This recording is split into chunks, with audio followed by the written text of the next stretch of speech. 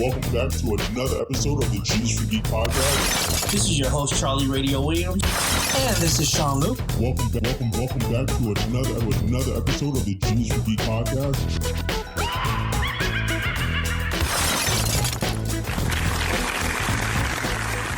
I don't know why you look like you did something and like why you look like you're up to something mischievous.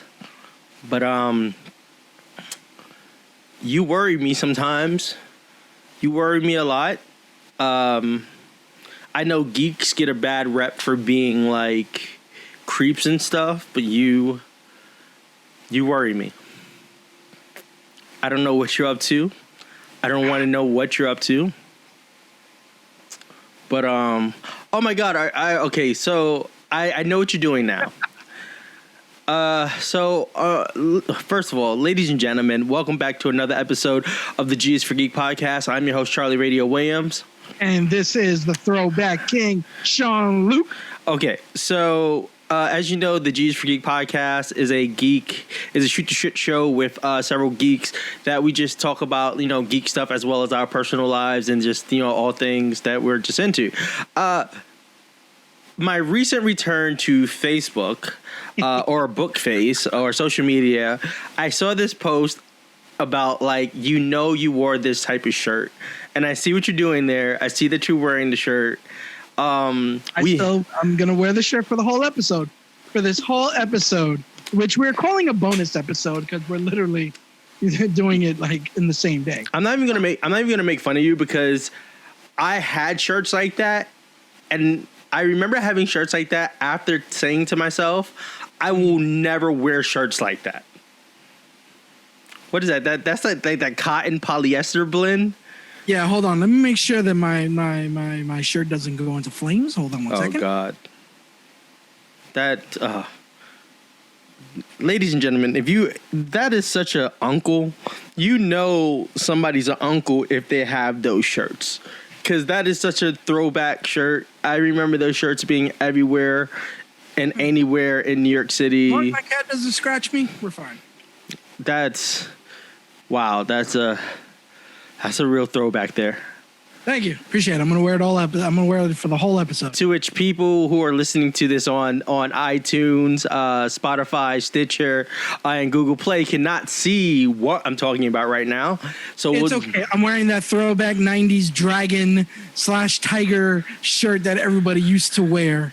With and I'm doing that right now. Random Oriental lettering on it. It probably says trucker hat or something on it. Trucker. Oh my God. Oh, at least you're not wearing one of those hats. What are they? Oh, those Vans? Oh, jeez. Such a throwback. Trucker hat. Anyways, ladies and gentlemen, on this episode of the Just Free Podcast, we're going to shoot the shit about shooting the shit. And something Sean wanted to talk about was Disney Plus and Mulan. And yeah, because so this leads to this actually leads to a bigger issue, especially dealing with COVID-19 and everything like that. It's forcing companies to think differently, and it's affecting a lot of businesses. So for those who don't know, right, and you should know by now, it's been a couple of weeks. Mulan is set to be on Disney Plus on September 4th, and you have to pay an extra $30 to see the movie. Now, yes, it's a one-time fee of $30, but it's still $30. And I do understand the fact that the companies want to recoup their losses and things like that. But before I go into my little tangent, what do you think about this?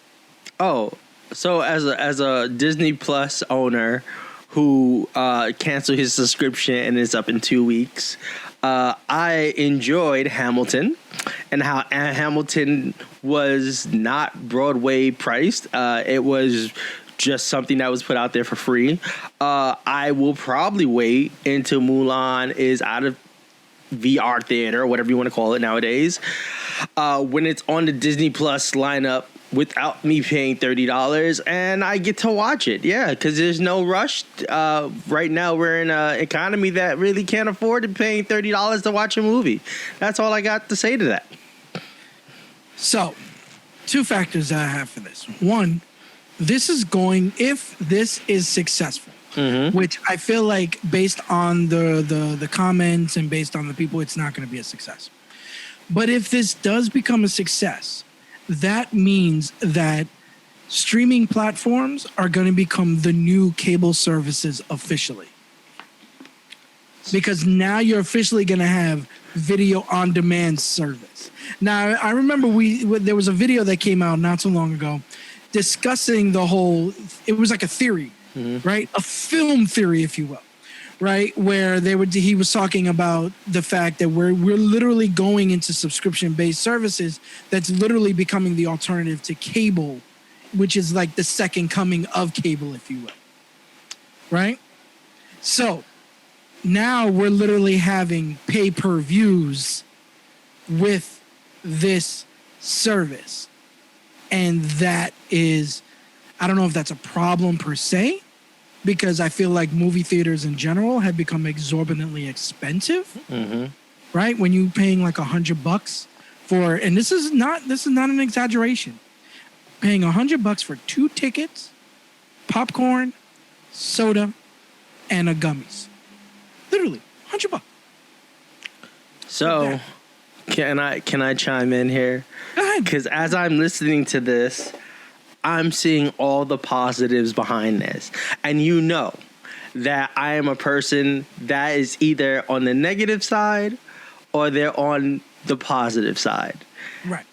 Now, the positive side here is it's like the best Netflix and chill ever, because instead of me having to go out on that date night to go see a movie, I get to be like, hey girl, want to come on over? That new Mulan is on that streaming service, come on over, get some popcorn, like we just snuggled up on the couch. Yeah. Can you imagine that? No more having to get dressed to go out. Wait, hold up. We have that already. It's called Netflix. It's called streaming. But now I can watch big budget movies in my living room. Maybe I might go out and spend a couple $100, get a bigger screen TV, like a 72-inch curve, add some surround sounds to give me that movie theater, get some popcorn, butter, condoms, just for that in-home, like, actual sensual movie theater feels, Two things. And lube. Two things that you said. And lube. Big budget movies. Okay. A lot of the times, putting this in theaters recoups those big budget theater losses so that they can make a profit. Okay. And a lot of times going on a movie date takes a lot of the budget away from me. It takes it away from you, but what we're saying is that, for example, how much is Mulan? Mulan is a $200 million movie, right? Do you really think that they're going to make those $200 million back on Disney Plus? Here's a real question. If me and my date start watching Mulan at home, at what point in time do you think we're just going to stop watching the movie and smash? I think that's a real important question here. All right, because if you're at the theaters watching a big budget movie, right, and you're with your partner, man, woman, I don't care what it is, as long as it's not a child, and you're like, yeah, I want to smash, but now you have to travel back home, get an Uber, but you're already in a dark room. Hold up, you never smashed in the theater?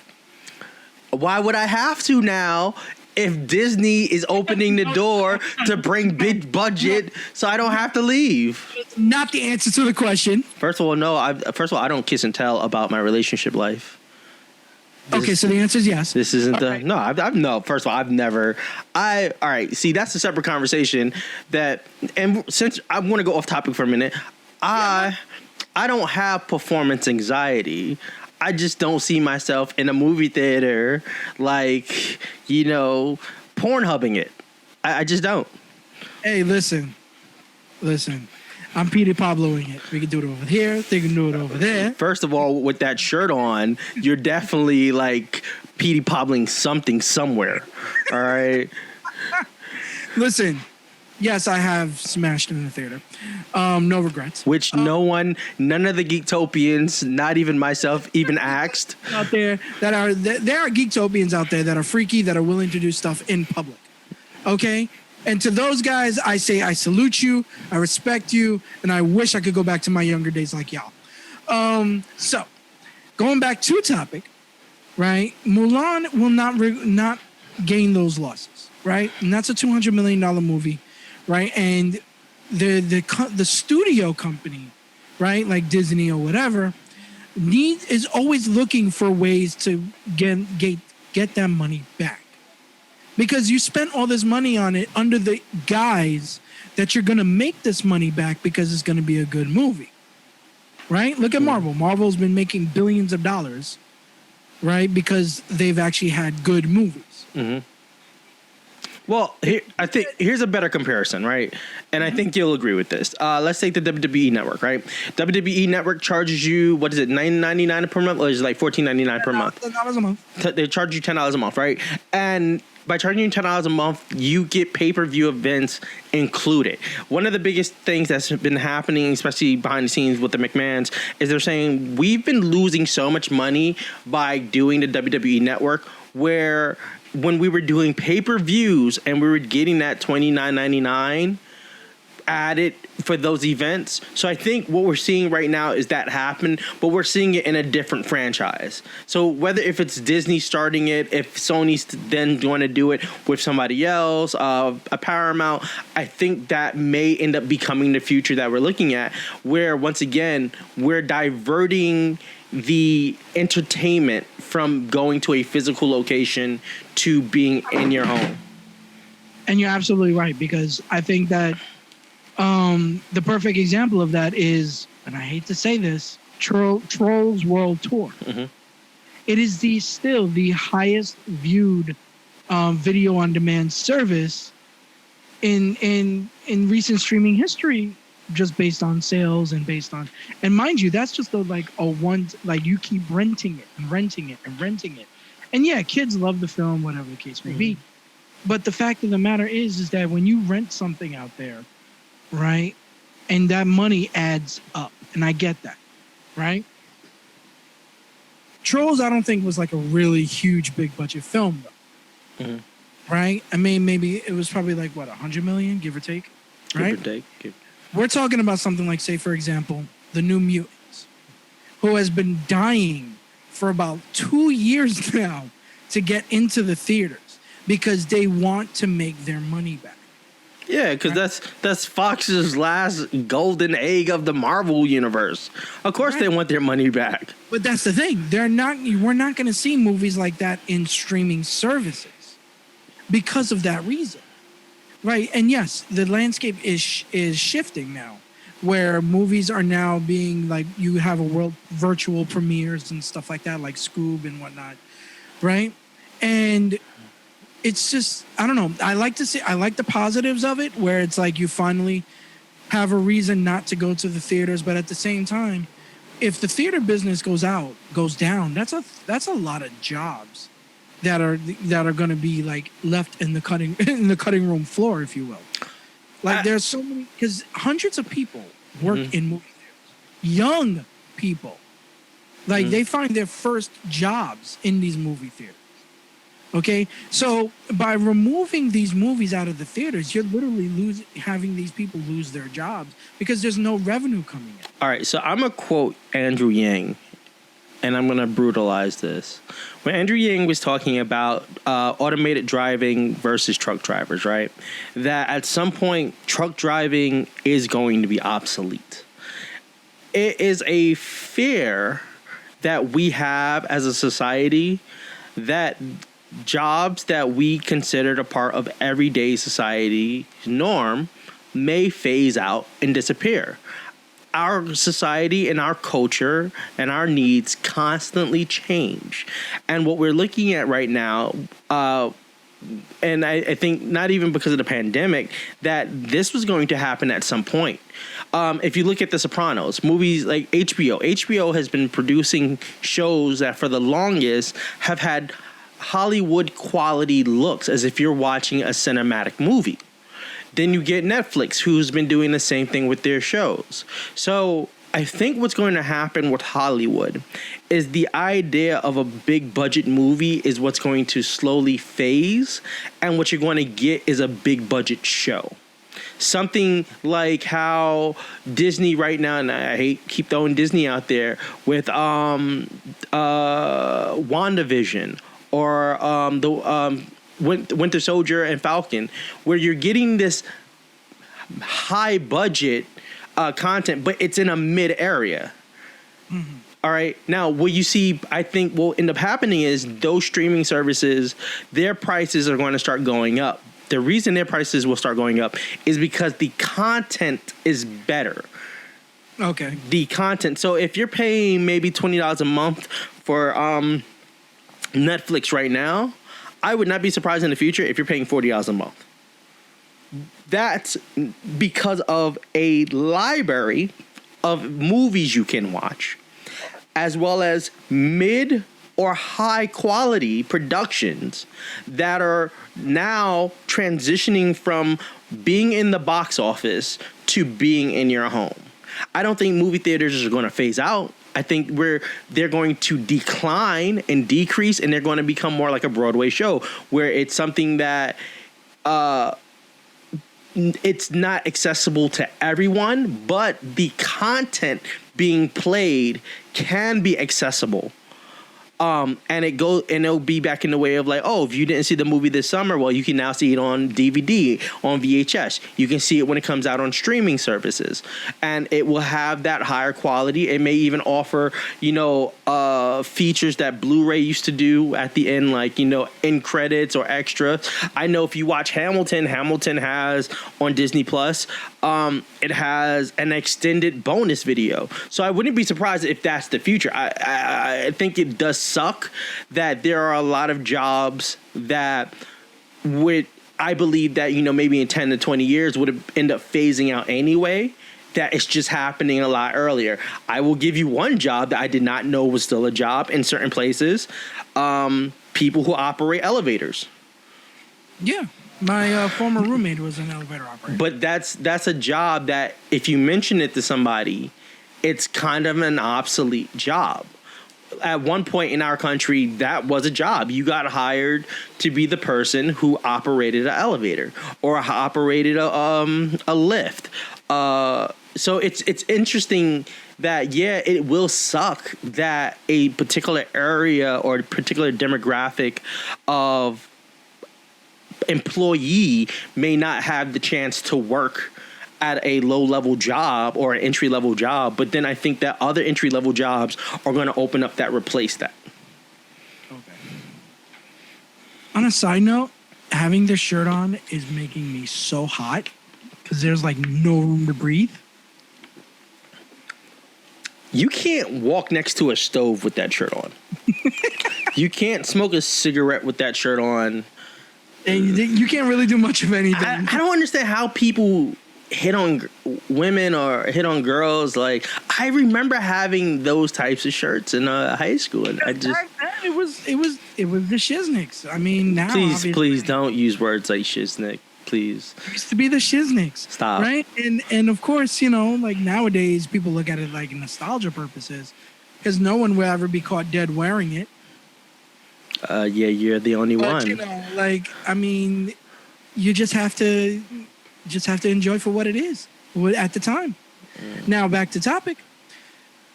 I agree with you, and I do believe that this is eventually something that was going to happen down the line because, the future and coronavirus kind of pushed the future in front of us, right? And I think that my only issue is that, like, does that mean the quality of a movie, like, for example, the quality of, like, Black Widow or like Doctor Strange. You know, I'm using those big budget films as examples, like the upcoming Avatar films, right? Do those diminish in quality because you have to anticipate a lesser return on your investment? So I don't think so. And the reason I don't think they'll diminish in quality is because as long as you have creators and artists who have visions and they want to storytell, it's going to happen. I think what it is about budget. So if you compare a movie from the 80s to a movie in the 90s and 2000s and then now, you see the quality and the innovation of how the movie industry has changed, the tools that have been created in order to get us here. I understand that there's the fear of, okay, if we produce a $70 million movie, what is our return on investment if we're putting it on a streaming service? I think, and I've said this in the past too, I think the other thing that we are going to see is that just like how cell phones replaced home phones, streaming services are going to replace cable television. Cable television, just how cable television replaced network television, streaming services are going to replace it. The price is going to be higher, but what we're going to realize is that the amount of content that you are getting from a streaming service is going to be well worth the price. The problem is, and something that we're seeing now that hasn't been figured out, and we saw this with cable too in the early days, when the more channels came up, you ended up paying more. You paid for HBO, HBO 1, HBO 2, Showtime. I think you're going to see that fight come from studios that invest into streaming services. The pricing of, okay, what streaming services has what? And I think the factors are going to come into, okay, our library has stuff that goes way back to like the 1960s. It has a large and I say that because it's about catalog. It has a large catalog, right? 1. 2, we have some of the heavy hitter actors and actresses. So that's going to be another one. 3, a large genre base in the catalogs. But to your point, also the quality of the movie. And I think that's what we're going to see. We're going to start seeing like, I think I also, and this is just me, I also feel like cable is shifting to places like YouTube, where there are going to be less network shows and more streamable shows that are like how you have TLC Go, you have HBO Max or HBO Go. That's going to, we're already seeing it with television, how television is shifting from cable to their own streaming platforms. And I think we're going to see that with movies. It's going to be more about how do we do a combination, which studio buys out what streaming services, or what studio has a license with what streaming services, and can people globally afford these streaming services? Now that you mention that, what about the situation where people share accounts? Oh, no, I still think that's going to exist. There's going to be a family level account. If you look at how anybody who has Verizon and the way that Verizon promotes their advertisement for like family services, a family service package. Services. I'm talking about a situation where you have the Netflix, right? And you give your account to like 2-3 other people. This way they don't have to pay for it. So, once again, I think what's going to happen with that, and this is speculation. I'm not is the same thing that happens now, where if your account is logged into 3 locations, 2 locations is fine. By the time it's logged into the 3rd location, there's a problem. That happens with Pandora Music. It happens with the WWE Network. It happens with anything, Disney Plus. If I have Disney Plus on my cell phone and I have it on my TV, but if I walk into my living room and I forget to like turn off one, it's going to tell me I'm signed into too many places. So I think that's going to be the security method. I mean, people always find workarounds. You know, if you think about when cable TV got introduced, how many people were bootlegging, getting bootleg boxes, or I wouldn't admit to that. That's some form of crime somewhere. But how many people were like ciphering cable off of their neighbors or tapping? So I mean, there's always going to be a workaround. VPNs are great because you can watch content and no, we're not sponsored by NordVPN. I'm just going to plug that out there anyway. But you get a VPN and watch content that's not available in the US, you know? I get it. And, you know, it's easy to admit that, you know, I used to have a hot box, if you will. Right? Because I still paid my cable bill. That's what I call her as well, a hot box. Oh, Lord. But I think, you know what, you're right. And, you know, it's to me, it's a little, I'm in like in the middle right now because I do see the benefits of it. And especially since we're in the future. But at the same time, traditionally, I mean, right? You know, people taking their woman out on a date, or, you know, they're going out for a family outside in a family affair.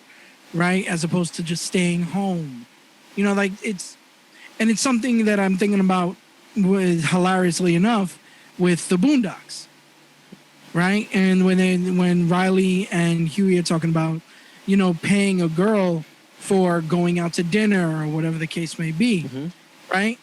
And it's that dichotomy where it's like, you're paying, why not just pay for the groceries and stay home versus. That's not the point. The point is you're trying to wine and dine. You're trying to impress.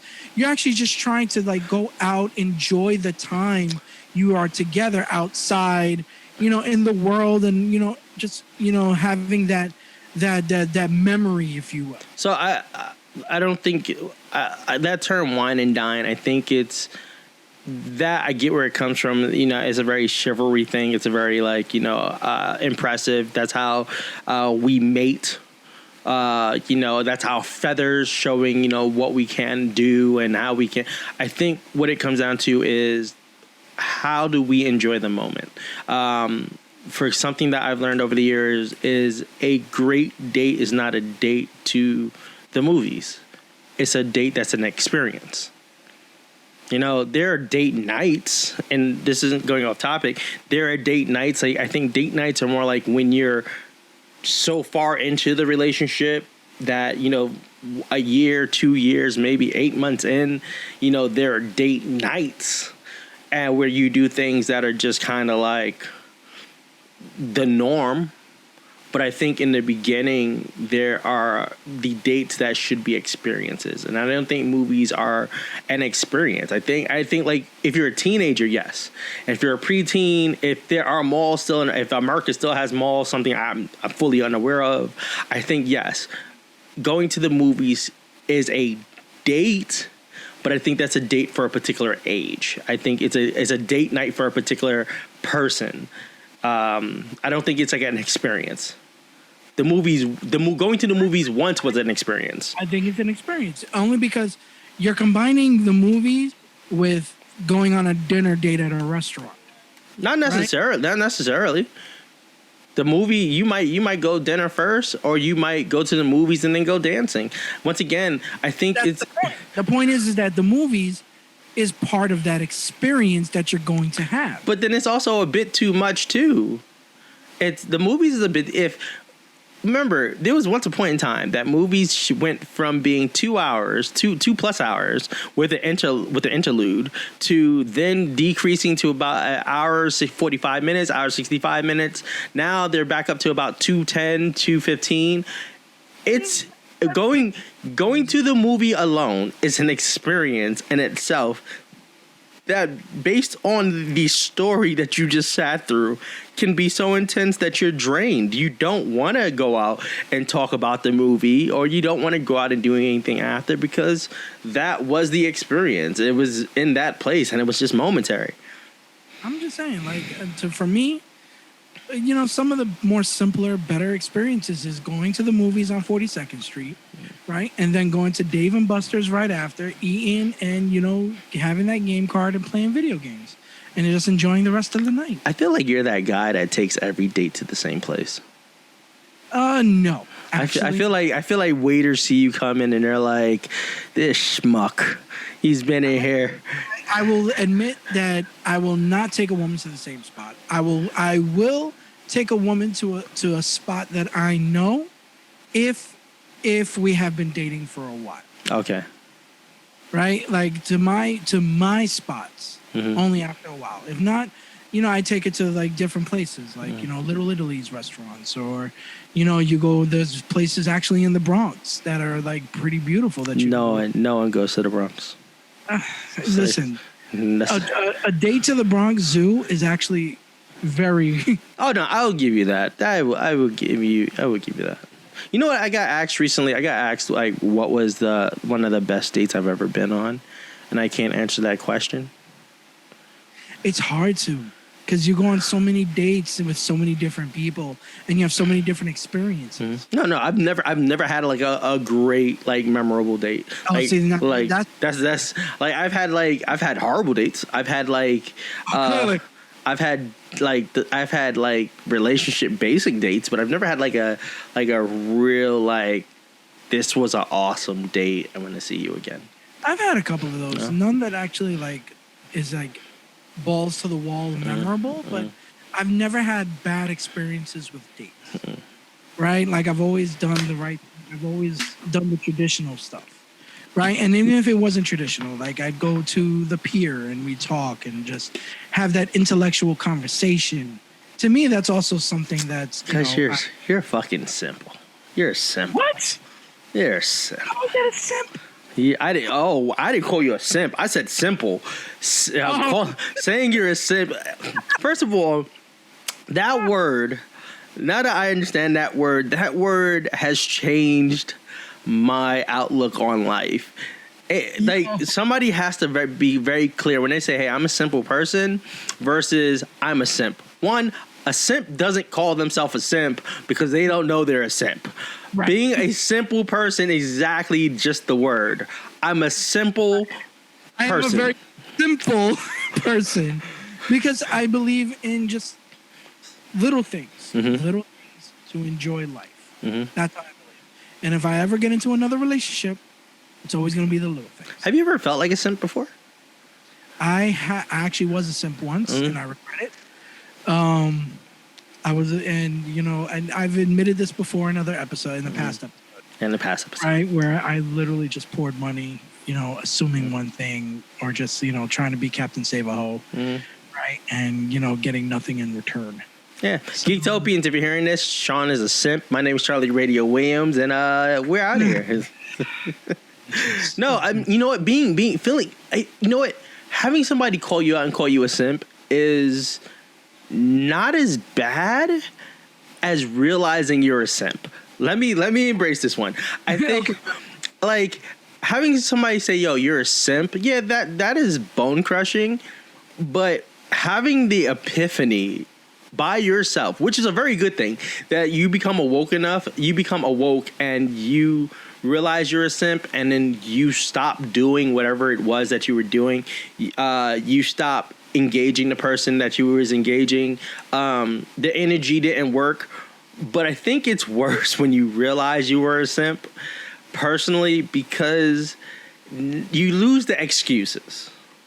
Like, and now you have to deal with yourself. You have to deal with you. And I think that's always, I think whenever you're in a situation that you're faced to deal with yourself, those are always harder because now you're forced to change. Even that change is good. It's the fact that you are in a situation that you realize you have to change. Yeah. It's okay. Want some tissue? I had to take a moment. But yeah. But luck, and you know the worst part about it is when you realize it for yourself, it's traumatizing. It's another thing, like when your friends are telling you that what you're doing, they don't call you the simp, right? But they're telling you what the simp symptoms are, if you will. So I've had this conversation with like a 16-year-old, not but 3 months ago. Oh, Jesus. So I see a simp as being the opposite, but borderline of Captain Save-A-Hole. Mm-hmm. Because even with the Captain Save-A-Hole, you're trying to get the attention of the opposite sex, and you're out to trying to save them. I think when you're a simp, you know to yourself, quite similar to a Captain Save-A-Hole, that the person that you're after is just a mirage, is a vision. All right, they're a person that is just in the moment. They're not about you. They don't want you. They might see an idea of you. They might like what you're about, but they're not there for you. And I think that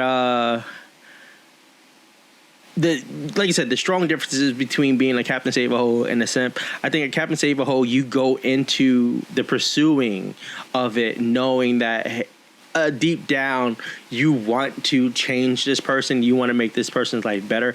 I think as a simp, it's more of the want. Like, you want this person and you know that person just doesn't want you back. It's not about saving them. It's not about like making their life different. You want someone who literally just doesn't want you. And you're doing everything. You're diverting your energy to them instead of reserving your energy for somebody who's worth you. Hear that, Geektopians? Somebody who's worth you. Yep. Find somebody who knows and values your worth. That's right. You know what? I'm gonna do a quiet clap. Quiet clap. Yeah. This is where that NBC like that yeah, you know? Yeah, there you go. The more you know. And that was an episode of The Artist for Romance. Yeah, that we just snuck that in there. All right, so what's our time looking like right now? We I think we passed 30 minutes. Like, geez. Yeah, I'm at 29 and I started the clock late. All right, so we're gonna bring this to a wrap up. I know there was another topic that you wanted to talk about. We can do that because I think Sims just took over that conversation in general. Yeah, so we will talk about that on another episode of the G's for Geek podcast, because it's something that I would be really interested in talking about as well. With that being said, ladies and plugins. Once again, we have shirts up on Sketchfed.com. If you go to our Sketchfed wear, we have shirts up on Teespring. Right now we have 6 shirts, but I think we're about to have about 7 or 8 because we have some ideas that we want to pitch out there. So feel free to stop over to Teespring.com, Sketchfed wear. If you want to support us and what we do, if you like our shirts. Sean is working on more episodes for the Geektopians from home. So get ready for a lot of those conversations. And Sean, what do you have for us? So, once again, for not the final time, Beyond Con is going virtual. We, as G is for Geek, have a podcast panel with Catch the Craze and Adrian Has Issues. Please make sure you come check it out. Check out the cosplay contest. It's going to be all virtual, so that's something that's different and fun to see. Come check out the other panels with artists and writers all exploring their opportunities and their growths and helping you guys, future potential writers, future potential artists, right? Guys, check it out. Enjoy the panels. Please enjoy our panel, right? And until then, hey, okay, I guess we'll see you guys soon, right? All right, and I'm Charlie Radio Williams. This is Sean-Luc. And as always, we are out of here. Stay geek. Sean doesn't like that.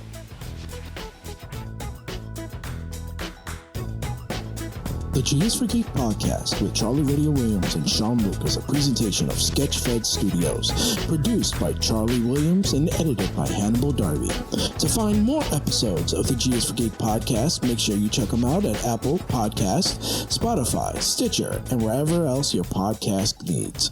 If you need to hear Charlie Radio Williams and Sean-Luc shoot the shit on any of your topics or questions, please send a tweet to the two geeks on Twitter, or you can send a message on Instagram for the Geektopians. For web series, podcasts, blogs, and more, please make sure to head over to sketchfedstudios.com. And as always, stay geeky, stay you.